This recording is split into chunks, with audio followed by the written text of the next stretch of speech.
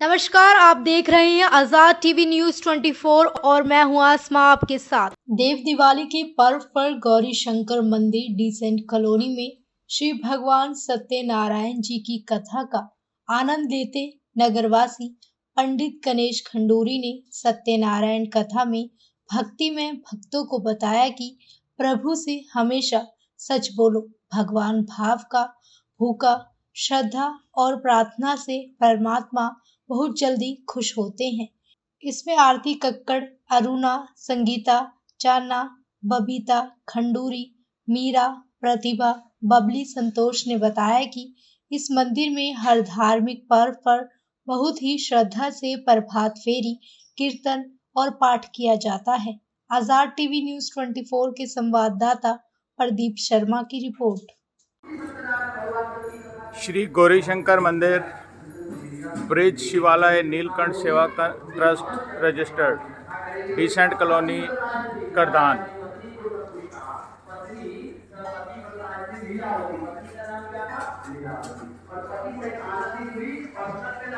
आज देव पूर्णिमा के उपलक्ष्य में आज मंदिर में भगवान सत्यनारायण की कथा करते हुए पंडित जी और भक्तिमय होते हुए लोग भजन नारायण नारायण नारायण, ये आपको आजाद टीवी न्यूज 20 की ओर से कथा का प्रसारण दिखाया जा रहा है। की प्राप्ति हो चुकी है। अब आप क्यों नहीं आप घर में क्यों नहीं भगवान की कथा कराते हैं? साधु बोला कि हे प्रिय, अब ऐसा करेंगे नारायण नारायण लक्ष्मी घर में नारायण हो जाए, पता ही नहीं चलेगा, और बड़ी होगी, ब्याह योग्य होगी, उसी दिन हम भगवान की कथा भी कर लेंगे। इतना कह करके वैश्य निकल पड़ा नगर की ओर। इधर कलावती कन्या पिता के घर में रह करके बड़ी होने लग गई। अपनी कन्या को सहेलियों के साथ नगर में देखा। धर्म मर्यादा को जानने वाले साधु वैश्य ने तत्काल विचार किया और कन्या के लिए योग्य श्रेष्ठ वर खोजने हेतु अपने दूत भेज दिए।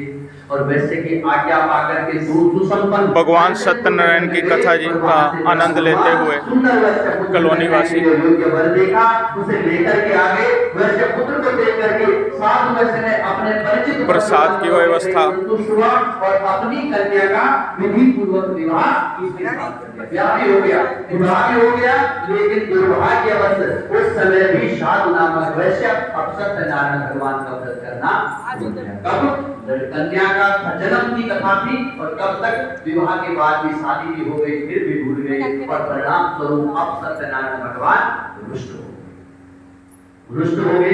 तो कुछ ही समय बीता था, अपने काम में होशियार धनिक वैश्य अपने जमाताओं के साथ ले गए, साथ लेकर के भगवान सत्यनारायण महाराज की जय। नगर में गया, वहां जाकर के धनवान वैश्य अपने जमाता के साथ व्यापार करने लग गया। इस सुंदर नगर का राजा चंद्रकेतु था, और उस समय सत्यनारायण प्रभु ने प्रतिज्ञा से भ्रष्ट होने वाले वैश्य को क्या कर दिया?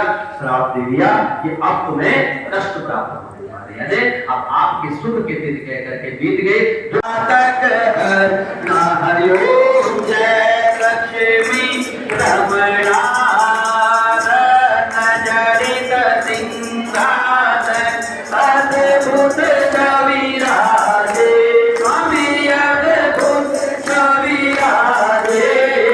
नारद करत निरंजन, नारद करत निरंजन, घंटा ध्वनि बाजे। हरि ओम जय लक्ष्मी रमणा, प्रकट भये कलिकारण, निज को दरस दियो, स्वामी निज को दरस दियो।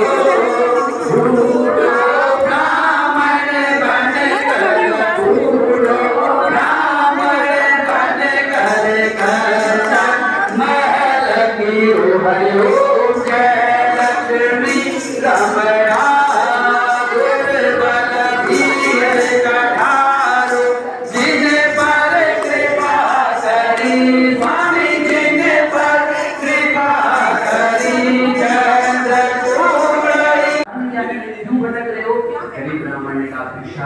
विभ्रमेमहि उपायं यदि जानासि कृपया तदेव प्रभु।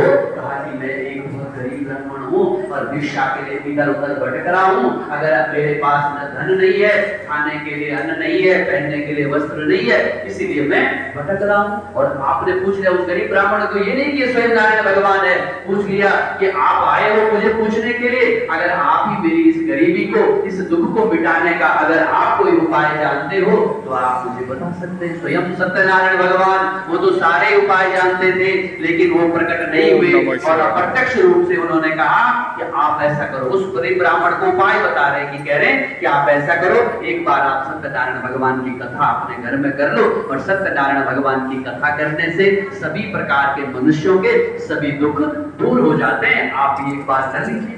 बूढ़े ब्राह्मण ने उस विचार में सोचता रहा, और जैसे ही भगवान नारायण वहां से अंतर ध्यान हो गए, और इस व्रत के विषय में बता करके भगवान अंतर ध्यान हुए।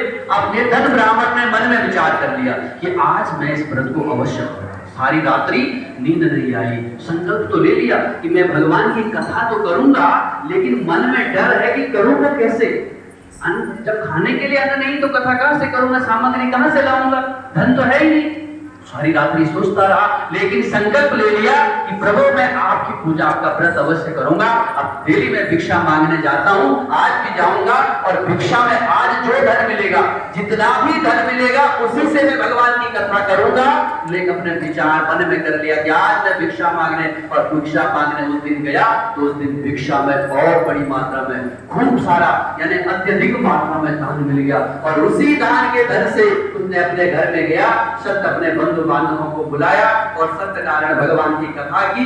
इस व्रत से वह दुखों से मुक्त हो गए, धीरे धीरे सारे दुख ब्राह्मण के दूर हो गए, और तब से वह संपत्तिवान हो गया।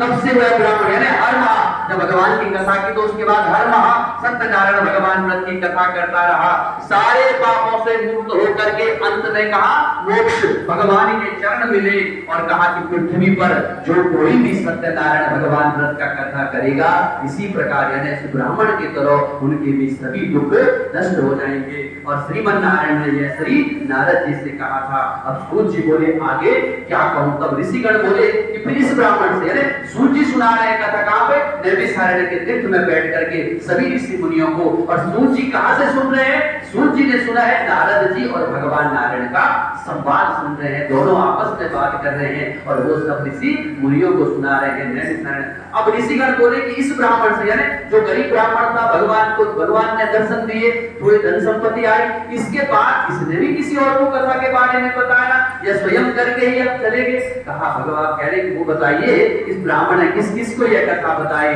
सूत जी बोले अच्छा ऋषियों, अन्य जिन लोगों ने यह व्रत किया उनके बारे में सुनो, यही ब्राह्मण जो गरीब ब्राह्मण था वही ब्राह्मण देखो धन संपत्ति आ गई, और दूसरी बार वही ब्राह्मण अपने घर में कथा करे, जो गरीब थे धन संपत्ति आई, और दूसरी बार जब अपने घर में यह कथा कर रहे थे तो इनके घर में एक लकड़ी बेचने वाला आ गया, लकड़हारा लकड़ी बेचने के लिए गया हुआ था। तो उसने लकड़ी का पोत बाहर रखा और देखा अंदर कथा चल रही है, तो आ गए अंदर, कथा में बैठ गए, कथा सुनी।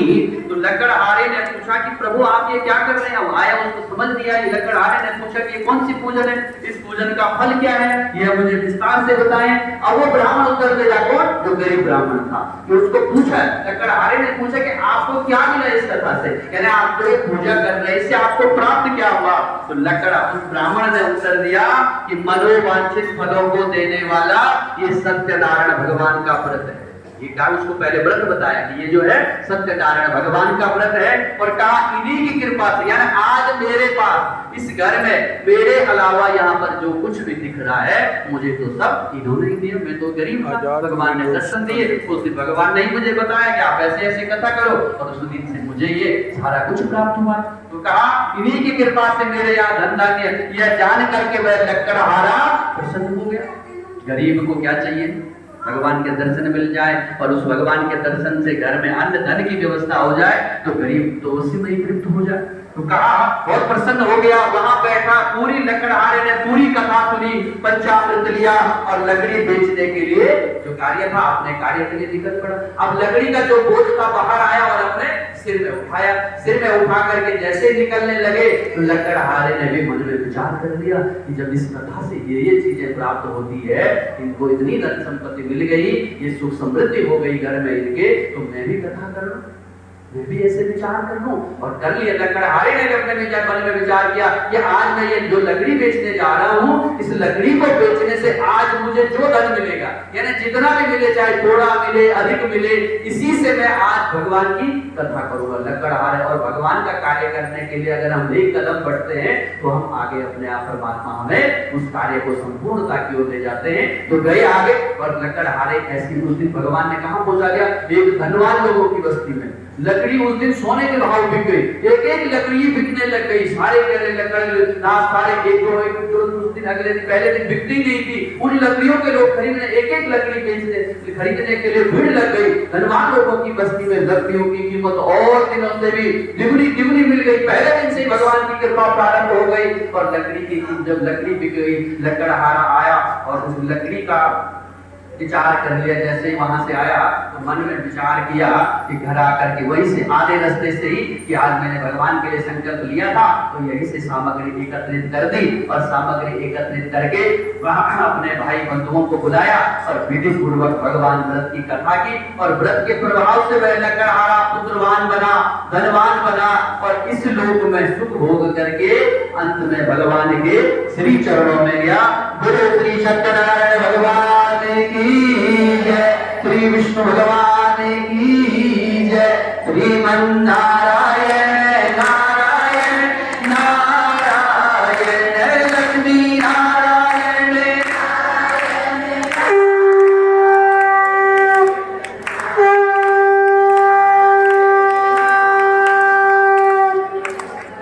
सीताराम सीताराम सीताराम चलिए, जय विधि तेरा तारी विधि रहिए। सीताराम सीताराम सीताराम चलिए, जय विधि तेरा तारी विधि रहिए। मुख में हो राम नाम, हाथ में मुख में हो राम नाम, राम सेवा हाथ में, तू अकेला नहीं प्यारे, राम तेरे साथ में, तू अकेला नहीं प्यारे, राम तेरे साथ में। सीताराम सीताराम सीताराम कहिए, जय विधि राम ताही विधि रहिए, जय विधि राम ताही विधि रहिए। तथा आजाद टीवी न्यूज़ 24 प्रदीप शर्मा की रिपोर्ट। दूसरे अध्याय में लकड़हारा तर गया और अब तीसरे अध्याय में सूत जी बोले कि हे मुनियों, आगे की कथा आपको बताते हैं, ध्यान पूर्वक श्रवण करें। तो कहा सभी उत्तम ऐसी और अधिक खबरें देखने के लिए बने रहिए आपके अपने चैनल आजाद टीवी न्यूज 24 पर।